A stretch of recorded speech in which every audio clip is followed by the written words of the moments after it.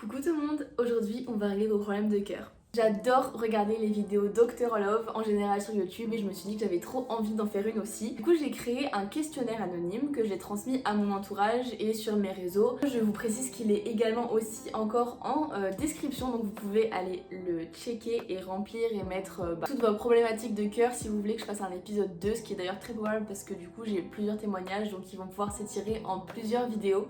Je me suis munie de mon ordinateur, je me munis de mes petites binocles parce que sinon je ne vois rien. Et on va commencer par une question assez simple. Comment avancer et savoir comment agir face au retour d'un ex avec qui la relation s'est terminée brutalement et sans explication? Je suis dans une phase très cool de ma vie au niveau sentimental. Du coup j'ai totalement mis de côté mon aigreur sur l'amour parce que pendant 2 ans et demi j'ai été full aigrie sur l'amour. Je ne voulais plus être en couple, je voulais plus en entendre parler et j'enchaînais les relations vraiment bancales où les gens étaient pas disponibles émotionnellement parlant ou alors que je sentais que c'était bourbier mais je m'acharnais. Donc je pense que je suis plutôt bien placée pour en parler. Donc là j'ai deux problématiques dans cette phrase, c'est qu'il y a le retour d'un ex et cette relation avec cet ex s'est terminée brutalement et sans explication.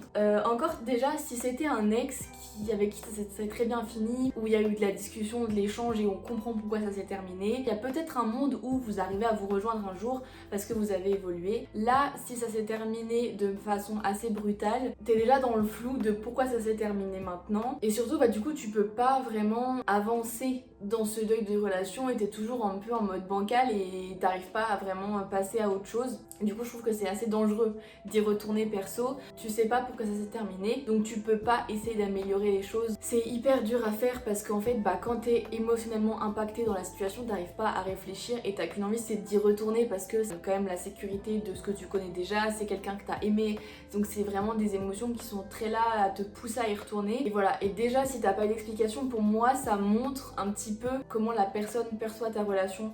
Pour moi, ça a quand même un manque de respect envers toi et envers votre relation. Et maintenant, elle revient comme une fleur, comme si de rien n'était, alors que toi, t'attends des réponses depuis quelques temps et t'en as pas. Et je trouve ça trop facile en fait. Je pense que ça serait plus sain de ne pas répondre à ces appels de phare, etc. Mais après, si t'as besoin d'y retourner pour voir que c'est vraiment pas viable, en vrai, ça se fait aussi. Mais je sais que c'est pas facile à faire, donc bon courage pour ça et j'espère que ça ira. Et si jamais, aussi petite parenthèse, n'y retourne pas en te disant que personne ne voudra de toi à part lui. Ou elle, d'ailleurs, je ne sais pas. Ok, on ressort les petits binocles et on fait le deuxième témoignage. Je suis une femme bisexuelle, j'ai toujours été plus vers les mecs, mais maintenant je cherche activement avec une fille. Ça va faire plus de 7 ans que je suis célibataire. Toutes les personnes à qui je parle finissent par me ghoster d'un jour ou l'autre et je ne comprends pas pourquoi. On me rabâche tout le temps d'attendre, que mon tour viendra, que c'est pas moi le problème, etc. Mais je suis vraiment désespérée, à l'aide.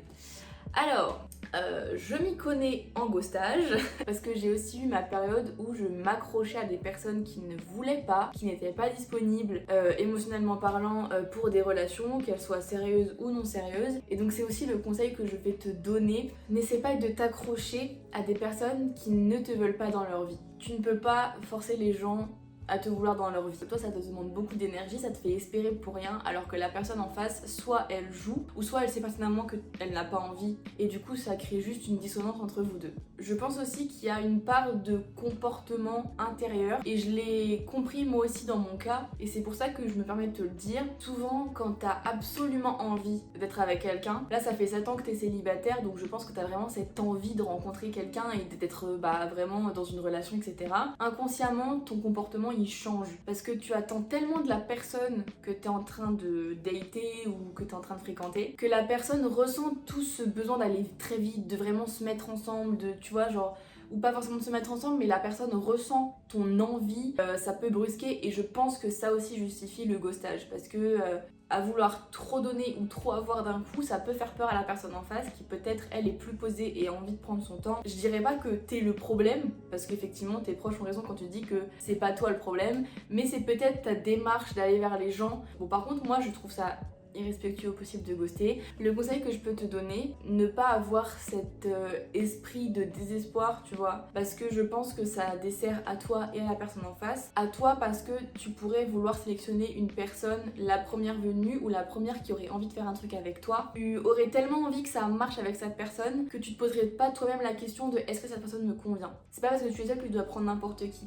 Donc essaye déjà de filtrer, de voir qui te correspond vraiment Et une fois que toi t'auras canalisé toutes tes énergies, bah peut-être que du coup la personne aura moins peur. C'est sûr que c'est très dur la solitude quand t'as envie de rencontrer quelqu'un. Je me suis toujours dit c'est dans ces moments-là où moi j'avais pas envie d'être seule, je voulais vraiment rencontrer quelqu'un. Dans ces moments-là où je me disais bah c'est le pire moment pour rencontrer quelqu'un parce que je suis tellement dans l'attente que tu donnes tout trop vite et que c'est bon ni pour moi ni pour la personne en face. Enfin, essaye de tourner dans l'autre sens, à te dire que justement c'est 7 ans où tu as pu savoir ce que tu voulais, ce que tu ne voulais pas, que voilà quoi. Force. Nous avons ici un gros pavé, donc c'est parti pour ressortir les petites lunettes. Et Père Castor est prêt à vous raconter une histoire. Alors, mon ex-amoureuse et moi, on s'est séparés car beaucoup de mensonges inutiles et futiles, de manque de respect et de considération. Une grande partie de son comportement est liée au fait qu'elle traversait une phase très compliquée, plein de merde sur le plan perso, famille, pro, etc. qui faisait qu'elle n'avait plus d'énergie à donner au couple. Et le reste n'est pas excusable. On s'est séparés en février après le mensonge de trop. En avril, elle a eu le déclic, m'a dit que pour elle j'étais la femme de sa vie, qu'elle a tout gâché et qu'elle s'en mord les doigts. Elle reconnaît tous ses torts, voit une psychologue et on parle beaucoup. Du passé, de ce qu'elle m'a fait, de ce que j'ai mal fait, etc. Le pouvoir est un peu entre mes mains. Soit je lui redonne une chance, soit je lâche prise. On se parle encore régulièrement, on se voit occasionnellement, jamais dans la drague, plus pour parler de l'ancien nous ou juste pour se raconter nos journées sans ambiguïté. J'ai peur que l'histoire se répète, j'ai du mal à me dire que c'était une faute qui ne se répéterait pas parce que ça a duré plusieurs mois, donc je suppose qu'on parle de tromperie, et que si c'était passager, ça aurait été ponctuel. Si le changement devait s'opérer, ça aurait dû se faire quand je le communiquais pendant leur relation, pas après. Aujourd'hui, 6 mois plus tard, elle arrive au bout de sa période d'attente, ce que je comprends. Elle doit se faire passer en priorité et si je suis incapable de lui donner une réponse, elle doit y mettre un terme. J'ai peur de dire non et avoir des regrets, j'ai peur de dire oui et avoir des regrets aussi. Je ne sais pas quoi faire. Aujourd'hui, je me sens plus épanouie, moins d'angoisse, de fatigue, de tristesse. Mais est-ce que c'est parce que je lui parle encore dans la pression du couple ou parce que je suis sans elle? Je ne sais pas. Voilà mon histoire. Bon courage. Effectivement, ça a l'air assez complexe. Donc en fait là on a deux problématiques distinctes. Donc on a une partie où du coup ton ex était de ce que je comprends surmenée, elle avait plus d'énergie à donner au couple. Et d'un autre côté, il y a de ce que j'ai eu compris des mensonges, de la tromperie peut-être. Le truc complexe c'est qu'il y a une partie surmenage qui là est pas négligeable. Tu peux pas en vouloir à quelqu'un d'avoir été mal en fait. Maintenant, le fait est qu'elle n'avait pas d'énergie pour ton couple, mais qu'elle en avait assez pour te mentir et entretenir, je pense, quelque chose avec quelqu'un. Je pense quand même que tu t'es déjà décroché de tout ça parce que tu te sens plus léger, t'as moins d'angoisse, t'as moins de stress, tu dors mieux, tu m'as dit. Ouais, moins de fatigue, moins de tristesse, moins d'angoisse. Ah, c'est compliqué, hein, franchement, j'arrive pas à...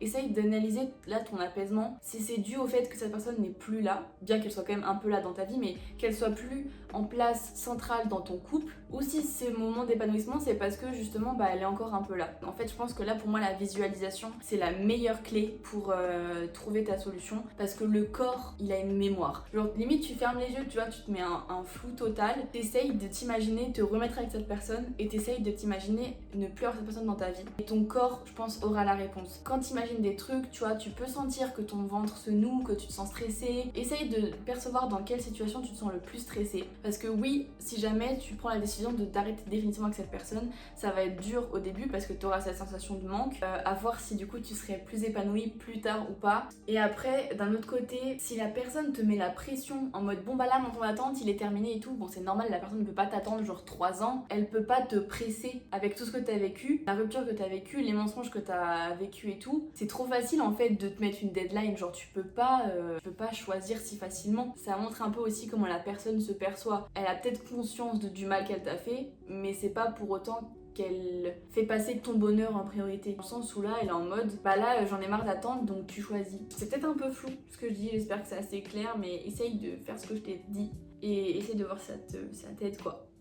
Ensuite, qu'est-ce qu'on a d'autre? Bon, je vais prendre un autre qui a l'air assez costaud aussi. Alors, je suis bi et avec ma meilleure amie qui est en couple depuis 2 ans, on a fait des bails ensemble pour rigoler, mais ça dure depuis 1 an maintenant. Son copain est au courant et il est ok avec le fait qu'on fasse des bails que toutes les deux, mais il est pas au courant qu'on est tombé love l'une de l'autre. Je peux pas faire l'étonner parce que genre ça je l'ai lu avant de faire les vidéos, enfin genre j'ai quand même regardé les réponses que j'avais et tout. Faut voir quand j'ai commencé le truc là, j'étais en mode... Le problème c'est que ça me fait du mal de le voir avec elle, elle le sait, elle me dit qu'elle va le quitter parce qu'elle est amoureuse de moi mais rien ne se passe. Elle m'a déjà parlé de mariage et d'enfants.